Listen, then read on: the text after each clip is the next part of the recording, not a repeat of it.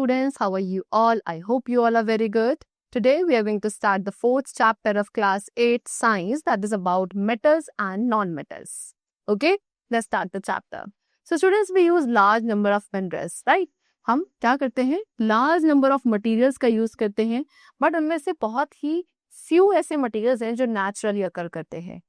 And most of the, ज्यादातर इनमें से आपको कैसे मिलते हैं, एक relatively small number of naturally occurring raw material को केमिकली ट्रांसफॉर्म करके into more useful substance. Now student, different materials की डिफरेंट प्रॉपर्टीज होती हैं, लेकिन एट टाइम्स कुछ टाइम पर वो कुछ कॉमन प्रॉपर्टीज को भी शेयर करते हैं एंड उनका जो यूज और यूटिलिटी है वो डिपेंड करती है उनकी प्रॉपर्टीज के ऊपर. So let's talk about metals and non-metals. Total 83 naturally occurring elements हैं जिन्हें broadly 2 categories में divide किया जाता है, namely metals and non-metals. And ये दोनों physical and chemical properties के basis पे एक दूसरे से different होते हैं. First of all, physical properties of metals and non-metals. Number 1, malleability. तो metals को student आप hammer या beat कर सकते हैं into thin sheet without breaking. And metals की इसी प्रॉपर्टी को भी call malleability. It means what कि मेटालिक जो बॉन्ड्स होते हैं मेटल्स में वो इजीली ब्रेक नहीं होते. गोल्ड, सिल्वर, ये हाईली मेलिएबल एलिमेंट्स हैं. एल्यूमिनियम फॉइल आपका मेलेबिलिटी इन मेटल्स का ही एग्जांपल है. But if you talk about non metals, तो नॉन मेटल्स को आप हैमर या बीट नहीं कर सकते इनटू थिन शीट. अगर आप ऐसे करते हैं तो वो ब्रेक हो जाएगा. ऑलराइट, तो नॉन मेटल्स पीसेस में ब्रेक हो जाते हैं जब आप उन्हें हैमर करते हो या उन्हें स्ट्रेच करते हो. फॉर एग्जाम्पल सल्फर, फॉस्फोरस, ये सभी पाउडर्स फॉर्म में होते हैं, इनकी शेड नहीं बनाई जा सकती. ब्रिटलनेस एक कैरेक्टरिस्टिक प्रॉपर्टी है नॉन मेटल्स की. ऑलराइट, चलो. Then second property, physical property of metal and non metal, we will discuss about ductility. So metals can be melt down. See student, metals को melt करके उनके thin wires बनाए जा सकते हैं एंड इसी प्रॉपर्टी की वजह से मेटल्स को डक्टाइल कहा जाता है. अब जो डक्टिलिटी प्रॉपर्टी है वो मेलिबिलिटी प्रॉपर्टी को ही फॉलो करती है. ठीक है, by being drawn into wires, क्योंकि आप इनको वायर्स में ड्रॉ कर सकते हैं तो मेटल्स आपके स्ट्रेच भी हो सकते हैं. एंड स्ट्रॉन्ग मेटालिक बॉन्ड की वजह से ही मेटल एटम्स सेपरेट नहीं होते इजीली. सिल्वर, कॉपर, एल्यूमिनियम ये काफी डक्टाइल हैं, इनके काफी थिन वायर्स बनाए जा सकते हैं. But on the other hand non metals, इन्हें आप मेल्ट करके थिन वायर्स नहीं बना सकते. नॉन मेटल्स में कोई फ्री इलेक्ट्रॉन्स नहीं होते हैं. इन एलिमेंट्स के एटम्स के बीच का जो बॉन्ड होता है वो वीक होता है एंड द स्नैप अगर आप इन्हें स्ट्रेच करते हैं. अब जो नॉन डक्टिलिटी प्रॉपर्टी है वो यहाँ पे क्या, नॉन मेटल्स की नॉन मेलिएबिलिटी या ब्रिटलनेस प्रॉपर्टी को ही फॉलो करती है. Then we will talk about conductivity of heat and electricity. So student, metals में बॉन्ड्स कैसे बनते हैं, फ्री इलेक्ट्रॉन्स के एक्सेसिवली मूव करने की वजह से around the large area of atoms. And these electrons are able to conduct electricity and heat. Silver, copper, aluminium ये आपके अच्छे कंडक्टर्स हैं हीट इलेक्ट्रिसिटी की. एंड सभी मेटल में से लेड आपका एक कोर कंडक्टर होता है इलेक्ट्रिसिटी का. नॉन मेटल्स में जो बॉन्ड्स होते हैं वो काफी वीक होते हैं बिकॉज इनमें कोई भी फ्री इलेक्ट्रॉन्स नहीं होते हैं शेयर करने के लिए, अदर देन ग्रेफाइट को छोड़कर, जो कि एक एलोट्रॉपिक फॉर्म है कार्बन की. उसके अलावा कोई भी नॉन मेटल नहीं है जो हीट इलेक्ट्रिसिटी का अच्छा कंडक्टर हो. ग्रेफाइट भी इलेक्ट्रिसिटी को कंडक्ट कर सकता है क्योंकि उसकी जो अरेंजमेंट होता है उसके अंदर एटम्स का वो एक स्पेशल क्रिस्टलाइन अरेंजमेंट होता है. Therefore being a non metal, graphite can conduct electricity. Other than that कोई भी नॉन मेटल नहीं है, ठीक है, जो इलेक्ट्रिसिटी को कंडक्ट कर सके except graphite. Then third property we have is lustre. Metals जो हैं जनरली स्टूडेंट क्या होते हैं, हाईली पॉलिश होते हैं. इलेक्ट्रॉनिक स्ट्रक्चर जो मेटल का है वो इस तरीके से है कि मेटल्स इंसिडेंट लाइट को रिफ्लेक्ट करते हैं. ठीक है, जिसकी वजह से यहाँ पे मेटालिक लस्टर की प्रॉपर्टी अराइज होती है. गोल्ड, सिल्वर, कॉपर, प्लैटिनम ये सभी पॉलिश किए जाते हैं एंड इन पे एक अच्छा लस्टर प्रोड्यूस हो जाता है. नॉन मेटल्स आपके पाउडर या गैस फॉर्म में होते हैं, इसलिए आप इन्हें पॉलिश नहीं कर सकते, ना ही इनमें कोई लस्टर होता है. ज्यादातर पाउडर्स आपके डल कलर में होते हैं. केवल ग्रेफाइट है जिसे पॉलिश किया जा सकता है, वो भी कुछ ही डिग्री तक. आयोडीन भी कुछ लस्टर शो करता है बिकॉज इसके अंदर इलेक्ट्रॉन ज्यादा होते हैं.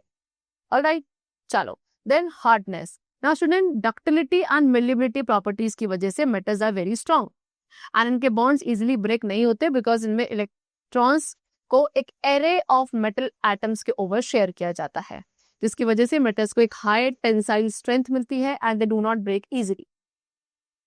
अब नॉन मेटल्स के non ductile and non malleable property की वजह से ये आपके बिल्कुल भी स्ट्रॉन्ग नहीं होते हैं, इजिली ब्रेक हो जाते हैं, बिकॉज यहाँ पे इलेक्ट्रॉन शेयर नहीं होते. Then we come to physical state. The metals आपके सॉलिड होते हैं एट रूम टेम्परेचर. मरकरी आपका ओनली एक्सेप्शन है, बिकॉज ये एक लिक्विड मेटल है at the room temperature. Density of metals की डेंसिटी काफी हाई होती है. ओनली सोडियम एंड पोटेशियम, ये दो ऐसे मेटल्स हैं जिनकी डेंसिटीज वाटर से भी कम होती है. इसलिए सभी मेटल्स हार्ड मटेरियल्स हैं एक्सेप्ट सोडियम एंड पोटेशियम, ये आपके सॉफ्ट मेटल्स होते हैं. ठीक है, लेड भी आपका एक सॉफ्ट मेटल ही कंसिडर किया जाता है. नॉन मेटल्स आपके सॉलिड, लिक्विड, गैसियस तीनों ही फॉर्म में मिल जाते हैं एट द रूम टेम्परेचर. कुछ non metals like carbon, sulphur, phosphorus ये सॉलिड होते हैं eight the room temperature. Bromine आपका लिक्विड है एट रूम टेम्परेचर. एंड बाकी जो अदर नॉन मेटल्स हैं ज्यादातर वो सारे गैसियस होते हैं eight the room temperature. Solid non metals आपके सॉफ्ट मटेरियल्स होते हैं. कार्बन अपनी एनेट्रोपिक फॉर्म में जब होता है, that is in the diamond form, ये आपका एक्सेप्शन है यहाँ पे, बिकॉज डायमंड आपका एक हार्डेस्ट सब्सटेंस है which is found in nature. Then brittleness. So metals are not brittle, लेकिन जिंक एक्सेप्शन है यहाँ पे. मेटल्स इजिली ब्रेक नहीं होते अपने मेटालिक बॉन्ड्स की वजह से, whereas non metals are brittle. Melting and boiling point, तो सभी मेटल्स का एक्सेप्ट सोडियम एंड पोटेशियम, इनको छोड़कर बाकी सभी मेटल्स का जो मेल्टिंग एंड बॉइलिंग पॉइंट है वो काफी हाई होता है. ठीक है, सोडियम एंड पोटेशियम का melting point below 100 degree Celsius है. आयरन का मेल्टिंग पॉइंट 1540 डिग्री सेल्सियस होता है. नाउ ऑल नॉन मेटल्स, इन सभी का low melting and boiling point होता है. सल्फर का melting point is 115 degree Celsius. Graphite and diamond का भी मेल्टिंग पॉइंट काफी हाई होता है, लेकिन ये आपके एक्सेप्शंस होते हैं in the non metals.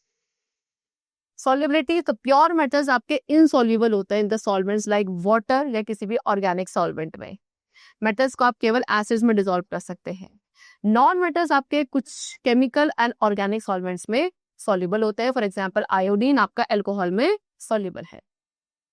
Then sonority. Sonorous metals एक कैरेक्टरिस्टिक साउंड प्रोड्यूस करते हैं अगर आप उसे किसी ऑब्जेक्ट से हार्डली हिट करते हैं, इसलिए मेटल्स को सोनोरस कहा जाता है. Sonorousness of metals depends on the temperature and density. Right, non metals कोई भी कैरेक्टरिस्टिक साउंड प्रोड्यूस नहीं करते if you hit any non metal with an object. Thus इसीलिए नॉन मेटल्स आपके नॉन सोनोरस होते हैं. ऑलराइट, चलो, so these were the physical properties of metals and non-metals. Now we will talk about chemical properties of metals and non-metals. Number 1, reaction with oxygen. So students, सभी metals जब oxygen के साथ react करते हैं वो अपनी metal oxides बनाते हैं. ठीक है, एक सिंगल मेटल वेरियस ऑक्साइड्स बना सकता है, depends on the valence state of the metal atom. For example Fe, that is iron.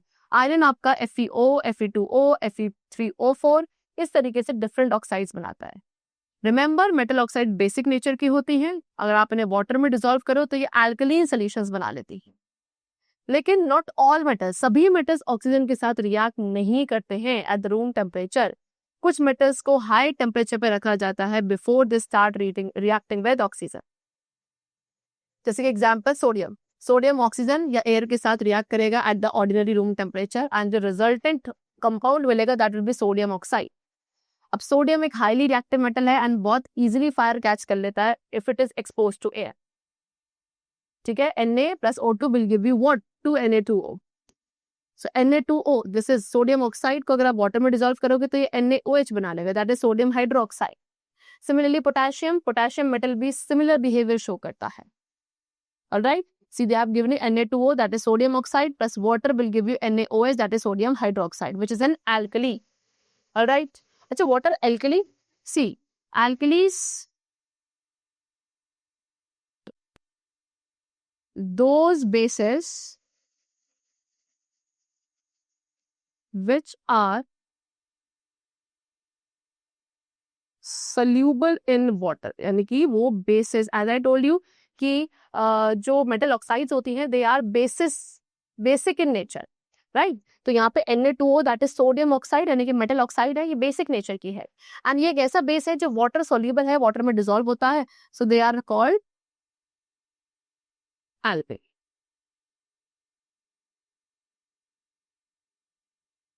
Those bases which are water soluble, which are soluble in water, they are known as alkalis. All right, चलो. Now magnesium. Student, magnesium जो है oxygen के साथ react नहीं करता eight the room temperature. इस reaction के start होने के लिए मैग्नीशियम को एयर में हीट किया जाता है सो दैट मैग्नीशियम ऑक्साइड वहां पे form, that is Mg plus O2 will give you MgO, again a basic oxide. Since क्योंकि हीट की रिक्वायरमेंट होती है यहाँ पे इस रिएक्शन को स्टार्ट करने के लिए, इट मींस मैग्नीशियम आपका लेस रिएक्टिव है एज कंपेयर टू सोडियम। अब कैल्शियम भी सिमिलर रिएक्शन शो करता है as magnesium. Then third we have zinc metal भी ऑक्सीजन के साथ रिएक्ट करेगा एयर में only after heating strongly, and then zinc will form zinc oxide, that is 2Zn plus O2 will give you 2ZnO। And ये भी reaction क्या show कर रहा है कि जिंक आपका लेस रिएक्टिव है as compare to magnesium. Then Fe iron oxygen के साथ मोर स्लोली रिएक्ट करता है देन जिंक, ठीक है। They have given you 3Fe plus O2 will give you Fe3O4। Copper metal भी ऑक्सीजन के साथ रिएक्ट करता है एयर में लेकिन काफी स्लोली, ठीक है। प्रोलॉन्ग यानी कि लंबे टाइम तक अगर आप एक स्ट्रॉन्ग हीटिंग प्रोवाइड करते हो तो उससे कॉपर ऑक्साइड का फॉर्मेशन होता है, that is 2Cu plus O2 will give you 2CuO। सो दस in terms of reactivity of metal, तो कोई भी मेटल ऑक्सीजन के साथ कितना रिएक्ट करता है इस बेसिस पर वी कैन से कि सोडियम मोस्ट रिएक्टिव मेटल है एंड कॉपर लीस्ट रिएक्टिव है इन सभी एग्जाम्पल में से which we have discussed. Alright, so यहाँ पे मेटल्स की रिएक्टिविटी के ऑर्डर को एक्सप्रेस करने के लिए with oxygen we can say कि सबसे ज्यादा रिएक्टिव सोडियम है, then magnesium, then zinc, then iron and then copper. Alright, चलो now student non metals, if you talk about non metals, तो नॉन मेटल्स जो है वो ऑक्सीजन के साथ रिएक्ट करके अगेन क्या बनाएंगे, नॉन मेटल ऑक्साइड्स ही बनाते हैं। एंड नॉन मेटल्स आपकी एसिडिक या न्यूट्रल नेचर की ऑक्साइड्स होती है। कार्बन डाइऑक्साइड बनाएगा जो कि अगेन एक एसिडिक ऑक्साइड है। सल्फर डाइऑक्साइड बनाता है, ये भी एसिडिक नेचर की होती है। हाइड्रोजन डाइहाइड्रोजन ऑक्साइड बनाता है जो न्यूट्रल नेचर का होता है। एसिडिक ऑक्साइड जो है स्टूडेंट्स वो वाटर में डिसॉल्व होकर एसिड प्रोड्यूस करती हैं।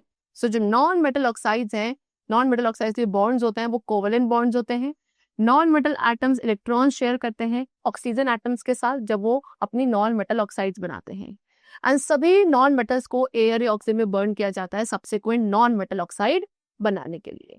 एग्जाम्पल कार्बन अगर आप ऑक्सीजन या एयर के साथ रिएक्ट करते हैं, ठीक है, अगर कार्बन किसके साथ बर्न किया जाता है तो कार्बन बर्न होने पर ऑक्सीजन या एयर के साथ रिएक्ट करता है एंड जो रिजल्ट मिलता है that is carbon dioxide, C plus O2 will give you CO2. Alright. After that, what they have given you that carbon dioxide or CO2 again एक acidic oxide है and water में dissolve होके H2CO3 that is carbonic acid बनाती है। CO2 plus H2O will give you H2CO3 carbonic acid. Then sulfur. अब sulphur को भी student air या ऑक्सीजन में बर्न किया जाता है सल्फर डाइऑक्साइड बनाने के लिए। S plus O2 will give you SO2. अब ये जो सल्फर डाइऑक्साइड है वो अगेन एसिडिक नेचर की है एंड वाटर में डिसॉल्व करके H2SO3 यानी कि सल्फरस एसिड बनाती है। SO2 plus H2O will give you H2SO3 that is sulfurous acid. Phosphorus भी नॉन मेटल है जिसे एयर ऑक्सीजन में बर्न करके फोस्फोरस पेंटा ऑक्साइड बनाया जाता है। 4P plus 5O2 will give you 2P2O5 phosphorus penta oxide. And phosphorus pentoxide P2O5 again acidic nature का compound है, वाटर में डिसॉल्व करके बनाएगा H3PO4 that is phosphoric acid. ठीक है, 2P2O5 plus 6H2O will give you 4H3PO4 that is phosphoric acid. Alright, so what we concluded कि सभी non metals आपके कैसे होते हैं, नॉन मेटल ऑक्साइड जितनी भी नॉन मेटल लाइक ऑक्साइड्स हैं वो सभी आपके एसिडिक नेचर की हैं। एंड जब आप नॉन मेटल्स को एयर में बर्न करते हो एंड वो भी इनसफिशिएंट सप्लाई ऑफ ऑक्सीजन के साथ, तो डिफरेंट नॉन मेटल ऑक्साइड्स का फॉर्मेशन होता है। ये सभी ऑक्साइड्स न्यूट्रल नेचर की होती हैं। एग्जांपल्स यहाँ पे गिवन है कुछ न्यूट्रल नॉन मेटल ऑक्साइड का, that is CO plus H2O plus NO और N2O। चलो next will talk about reaction with water. So students सभी मेटल्स वाटर के साथ रिएक्ट करके मेटल ऑक्साइड्स बनाते हैं एंड मेटल हाइड्रोक्साइड्स बनाते हैं। हाइड्रोजन गैस रिलीज होती है इस रिएक्शन में। मेटल ऑक्साइड किस नेचर की थी, बेसिक, एंड जब वाटर में डिसॉल्व करोगे तो वो अल्कलीन सॉल्यूशन बना लेगी। लेकिन सभी मेटल्स वाटर के साथ रिएक्ट नहीं करते एट द रूम टेम्परेचर। ठीक है, कुछ मेटल्स कोल्ड वाटर के साथ रिएक्ट करते हैं, कुछ हॉट वाटर के साथ एंड कुछ स्टीम के साथ। देयर आर सम मेटल्स, कुछ ऐसे मेटल्स है जो वाटर के साथ रिएक्ट ही नहीं करते एट ऑल, राइट। तो ये रिएक्शंस आपकी ज्यादा क्लियर हो जाएंगे in this discussion. Number 1 sodium water के साथ रिएक्ट करेगा at the ordinary room temperature और even in the cold water. ठीक है, तो सोडियम एज डिस्कस्ड अर्लियर ये काफी हाईली रिएक्टिव मेटल होता है। तो सोडियम क्या बनाता है, सोडियम हाइड्रोक्साइड NaOH बनाता है जब आप इसको वाटर के साथ रिएक्ट करोगे, एंड अलॉन्ग विद दैट उसके साथ साथ वहां पे हाइड्रोजन गैस भी रिलीज होती है, ठीक है। Na plus H2O will give you NaOH plus H2। Secondly magnesium. अब मैग्नीशियम स्लोली रिएक्ट करता है वाटर के साथ एट द रूम टेम्परेचर या फिर कोल्ड वाटर के साथ, बट मैग्नीशियम हॉट वाटर के साथ इजीली रिएक्ट करके मैग्नीशियम ऑक्साइड बनाता है, and along with that hydrogen gas is also released, ठीक है। Mg plus H2O will give you MgO plus H2। And since यहाँ पे इस रिएक्शन को स्टार्ट करने के लिए हीट की रिक्वायरमेंट है, it means magnesium is less reactive than sodium. Next zinc. Zinc आपका स्टीम के साथ रिएक्ट करता है, जिंक ऑक्साइड एंड हाइड्रोजन का फॉर्मेशन होता है।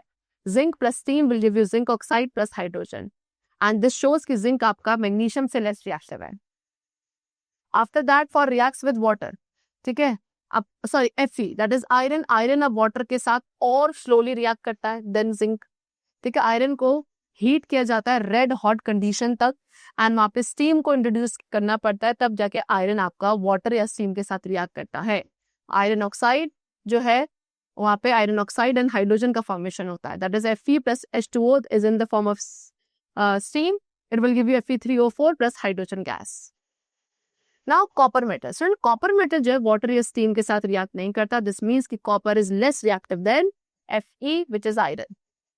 So thus again in terms of reactivity of metals with water we can say कि sodium आपका मोस्ट रिएक्टिव मेटल है एंड कॉपर आपका लीस्ट रिएक्टिव मेटल है of all the examples which we have seen above, ठीक है। तो अब metals की रिएक्टिविटी को वाटर के साथ एक्सप्रेस करने के लिए वी कैन से कि सबसे ज्यादा रिएक्टिव सोडियम है, then magnesium, zinc, iron and then the last copper. चलो now we talk about non metals. So students non metals आपके वाटर के साथ रिएक्ट नहीं करते, right, to form either metal oxide और मेटल हाइड्रोक्साइड। वेदर जब water आपका cold water की फॉर्म में हो, हॉट वाटर या स्टीम की फॉर्म में, सभी नॉन मेटल्स आपके अनरिस्पॉन्सिव रहते हैं वाटर के साथ।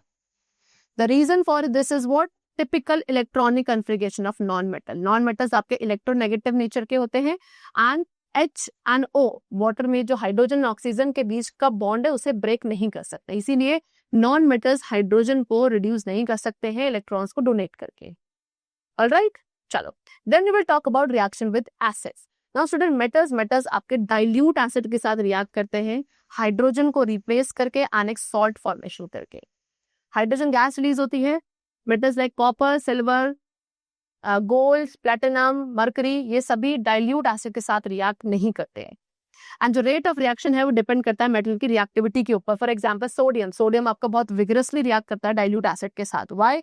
Because it's a very strong acid, sorry strong metal, high reactive metal. Now dilute hydrochloric acid के साथ मेटल्स रिएक्ट करके मेटल क्लोराइड बनेंगे एंड हाइड्रोजन बनाएंगे। For example sodium plus hydrochloric acid HCl क्या देगा? Sodium chloride plus hydrogen gas. ऐसी Mg plus HCl will give you MgCl2 plus H2। MgCl2 क्या है? Magnesium chloride, again a salt and hydrogen gas. Zinc again hydrochloric acid के साथ क्या देगा? Zinc chloride plus hydrogen gas. Iron plus hydrochloric acid देगा आपको iron chloride plus hydrogen gas. But copper जो है स्टूडेंट, ये हाइड्रोक्लोरिक एसिड के साथ कंबाइन होकर यहाँ पे कोई भी रिएक्शन नहीं होता। सी विद डाइल्यूट सल्फ्यूरिक एसिड, अब डाइल्यूट सल्फ्यूरिक एसिड के साथ भी मेटल्स रिएक्ट होकर अपना sulphate, salt and hydrogen gas evolve होती है। Sodium plus H2SO4 give you sodium sulphate plus hydrogen. Magnesium plus dilute H2SO4 will give you magnesium sulfate plus hydrogen gas. Zinc plus dilute H2SO4 will give you zinc sulfate plus hydrogen gas. Ferrous plus dilute H2SO4 will give you ferrous sulfate plus hydrogen gas. लेकिन copper को जब आपने dilute H2SO4 के साथ react कराया, combine कराया, तो वहां पे कोई भी रिएक्शन नहीं होगा। Now reaction of dilute nitric acid. अब dilute nitric acid and metals का रिएक्शन जो है इतना स्ट्रेट फॉरवर्ड नहीं होता, ठीक है। जितना आपने ऊपर देखा, नाइट्रिक एसिड एक ऑक्सीडाइजिंग एजेंट है एंड ऑक्सीजन एटम को रिलीज कर देता है NO3 में से रेडिकली, एंड इसीलिए इसके जो रिएक्शंस होते हैं मेटल के साथ, उसकी वजह से मेटल सॉल्ट एंड हाइड्रोजन नहीं बनती। So from the dilute acid reactions we conclude कि सोडियम सबसे ज्यादा रैपिडली रिएक्ट करता है, वेरास कॉपर आपका रिएक्ट नहीं करता। सो यहाँ पे जो order of reactivity of metal है विद डाइल्यूट एसिड, उसे आप क्या लिखेंगे? अगेन सबसे reactive sodium, magnesium, zinc, iron and copper. Now non metals. Student most of the non metals, ज्यादातर नॉन मेटल्स आपके डाइल्यूट एसिड के साथ रिएक्ट नहीं करते, बिकॉज वो हाइड्रोजन को एसिड में से रिप्लेस नहीं कर सकते, ना ही आप एक सॉल्ट बना सकते। For example copper, sulphur and phosphorus, ये सभी HCl या H2SO4 के साथ रिएक्ट नहीं करेंगे हाइड्रोजन प्रोड्यूस करने के लिए, and the reason for this is discussed about. तो हाइड्रोजन प्लस H+ आयंस को रिलीज करने के लिए from the acid non metal को एक्स्ट्रा इलेक्ट्रॉन प्रोवाइड करना पड़ेगा, एंड नॉन मेटल्स खुद ही इलेक्ट्रॉन्स के एक्सेप्टर्स है, तो वो कहाँ से नॉन मेटल्स आपको एक्स्ट्रा इलेक्ट्रॉन प्रोवाइड करेंगे, ठीक है। इसीलिए वो हाइड्रोजन यानी कि H+ आयंस को डिस्प्लेस नहीं कर पाते हैं एसिड में से, एंड इसीलिए वहां पे सॉल्ट या हाइड्रोजन गैस का इवोल्यूशन नहीं होता। सो दस इसीलिए जब non metals like C, S और P, that is carbon, sulphur और फॉस्फोरस, इन्हें आप एक टेस्ट ट्यूब में ऐड करते हो, ऐसे टेस्ट ट्यूब में जिसमें डाइल्यूट एसिड्स हैं, तो वहां पे कोई भी रिएक्शन नहीं होगा और ना ही हाइड्रोजन गैस का evolution. Next, reaction with bases. Now student, metal आपका सोडियम हाइड्रोक्साइड के साथ रिएक्ट करके क्या प्रोड्यूस करता है, हाइड्रोजन गैस। एंड जो रिएक्शंस होते हैं नॉन मेटल्स के बेसिस के साथ, they are very complex. Alright, चलो now we will talk about an interesting topic that is corrosion. Students, we have learn कि जो केमिकली एक्टिव मेटल्स होते हैं वो मॉइस्चर की प्रेजेंस में कोरोड हो जाते हैं। कोरोजन एक ऑक्सीडेशन रिएक्शन है एटमॉस्फेरिक ऑक्सीजन के साथ in the presence of water on the surface of a metal. Corrosion के दौरान मेटल्स आपके ऑक्साइड, हाइड्रोक्साइड, सल्फाइड में कन्वर्ट हो जाते हैं, एंड जो कोरोजन आयरन का होता है उसे कहा जाता है रस्टिंग। मेटल के कोरोजन की वजह से नेशनल इकोनॉमी को काफी डैमेज होता है, इसीलिए इट इज नेसेसरी कि हम कोरोजन को प्रिवेंट करने के लिए कुछ स्टेप्स लें, एंड दिस इज पॉसिबल अगर हम मेटल सरफेस के कांटेक्ट को अवॉइड करें विद द एयर, मॉइस्चर या कोई भी अदर डैमेजिंग कॉन्स्टिट्यूएंट से। So the steps which are recommended for this prevention, number 1 is painting. तो मेटल सरफेस को अगर आप पेंट कर देते हैं तो it will last longer, because यहाँ पे क्या होता है, जो उस मेटल का डायरेक्ट एक्सपोजर नहीं होता है एयर, मॉइस्चर के साथ। इसीलिए रेलवे कोचेस, ऑटोमोबाइल या एयरक्राफ्ट की जो बॉडी होती है उन्हें पेंट किया जाता है कोरोजन प्रिवेंट करने के लिए। ऑलराइट, चलो then greasing. So application of grease, जब आप मेटल सरफेस पे ग्रीस अप्लाई करते हो उससे भी मेटल सरफेस का जो कांटेक्ट है एयर एंड मॉइस्चर के साथ वो प्रिवेंट होता है एंड कोरोजन अवॉइड होता है। बाईसाइकिल पार्ट्स को आप ल्यूब्रिकेट कर सकते हैं, है ना, आप करते हैं ग्रीस से, सो दैट वहाँ पे फ्रिक्शन रिड्यूस हो एंड कोरोजन प्रिवेंट हो। Next, electroplating. इलेक्ट्रोप्लेटिंग क्या है, इट इज अ प्रोसेस जहाँ पे थिन लेयर किसी भी एक मेटल की क्या करी जाती है, कोट करी जाती है over the make other alignment. Electroplating से केवल कोरोजन प्रिवेंट नहीं होता बल्कि मेटालिक सरफेस शाइनी भी बनते हैं, है ना। आयरन को इलेक्ट्रोप्लेट किया जाता है जिंक से कोरोजन प्रिवेंट करने के लिए। आयरन की जो कोटिंग होती है जिंक के साथ स्टूडेंट, उसे कहा जाता है गैल्वेनाइजेशन। एंड जो प्रोडक्ट्स हैं आयरन के, such as door knob, bicycle handle, tap, ये सभी क्रोमियम से कोट किए जाते हैं, जो कि उनके केवल लाइफ स्पैन को ही एक्सटेंड नहीं करते रस्टिंग प्रिवेंट करके, बल्कि उन्हें शाइनी एंड अट्रैक्टिव भी बनाते हैं। Next we have anodizing of aluminium. Aluminium आपका one of the most commonly used होने वाला मेटल है in making window grill, door, table etcetera because of its lightness. So aluminium जो कमर्शियल पर्पज के लिए यूज किया जाता है उसे हम एनोडाइज करते हैं, एंड इस प्रोसेस में aluminium as an anode dip किया जाता है सल्फ्यूरिक एसिड के सोल्यूशन में, सच दैट जो ऑक्सीजन यहाँ पे प्रोड्यूस होगी वो एल्यूमिनियम के साथ रिएक्ट होगी एंड एक थिन प्रोटेक्टिव लेयर बनाएगी एल्यूमिनियम ऑक्साइड की on its surface. Next, alloying. Alloying भी एक कॉमन एंड बहुत ही इफेक्टिव मेथड है कोरोजन को प्रिवेंट करने का, एंड ऑल्सो ये एक मेटल की ड्यूरेबिलिटी को एक्सटेंड कर देता है। इससे मेटल ज्यादा रेजिस्टेंट हो जाता है केमिकल के लिए, एटमॉस्फेरिक कोरोजन के लिए, एंड हेंस इससे मेटल की वैल्यू भी ऐड ऑन होती है। एक एलॉय को आप डिफाइन कर सकते हैं कि एलॉय होमोजीनियस मिक्सचर है 2 और मोर मेटल्स का, या एक मेटल एंड नॉन मेटल का, सो दैट उसको कोरोजन रेजिस्टेंट बनाया जाए एंड उसके इम्प्रूवमेंट, डिजायर्ड इम्प्रूवमेंट को लाया जाए उनकी प्रॉपर्टीज में। सो द एलॉइंग से क्या होता है, मेटल की प्रॉपर्टीज चेंज हो जाती है, वो ज्यादा ड्यूरेबल हो जाता है, कोरोजन रेजिस्टेंट बन जाता है। ठीक है, in this table they have given you some of the alloys. यहाँ पे गिवन है कुछ एलॉयज, किस उनके कॉन्स्टिट्यूएंट्स एंड उनकी प्रॉपर्टीज। Number 1, alnico. एल्निको बना एल्यूमिनियम, निकल एंड कोबाल्ट से। इसकी प्रॉपर्टी क्या है कि ये परमानेंट मैग्नेट बन सकता है एंड इसीलिए इसको परमानेंट मैग्नेट बनाने के लिए यूज किया जाता है। Secondly, brass copper and zinc से बनता है, कोरोजन रेजिस्टेंट होता है, काफी हार्ड होता है। Utensil, musical instrument, electrical gadgets, इनके मेकिंग के लिए आप इसका यूज करते हैं। Then bell metal. Bell metal क्या है, कॉपर एंड टिन से बना हुआ अलॉय है, सोनोरस होता है, हार्ड होता है, इसलिए आप इसे बेल एंड गॉन्ग्स बनाने के लिए यूज करते हैं। जर्मन सिल्वर, कॉपर, निकल, जिंक से बनता है, सिल्वर अपीयरेंस इसकी होती है, इसीलिए आप इससे कॉस्ट्यूम ज्वेलरी बनाते हैं, कॉइन्स बनाते हैं, एंड एक बेस मेटल की तरह आप इसे यूज करते हैं for the silver plated cutlery and the other silverware. Next duralumin. Duralumin aluminium, copper, manganese and magnesium से बनता है। स्ट्रॉन्ग एंड लाइट है, एरोप्लेन पार्ट ऑफ व्हीकल्स बनाने के लिए यूज होता है। स्टील, आयरन एंड कार्बन से बनता है, काफी हार्ड एंड स्ट्रॉन्ग होता है। Railway line, bridges and ships बनाने के लिए आप इसका यूज करते हैं। सोल्डर आपका टिन एंड एंटीमोनी से बनता है, एक ऐसा एलॉय है जिसका मेल्टिंग पॉइंट काफी लो होता है, इसीलिए आप इससे मेटल पार्ट्स को ज्वाइन कर सकते हैं। And at the last bronze, जो कॉपर एंड टिन से बनता है, कोरोजन रेजिस्टेंट होता है, हार्ड होता है, एंड इसका यूज करते हैं स्टेटस या कॉइन्स बनाने के लिए। Alright, that's the chapter completed over here. And I hope that you must have understood about the physical and chemical properties of the metals and non-metals around us. Right? So let's meet very soon. Till then, take care of yourself, keep learning very well, and thanks to everyone.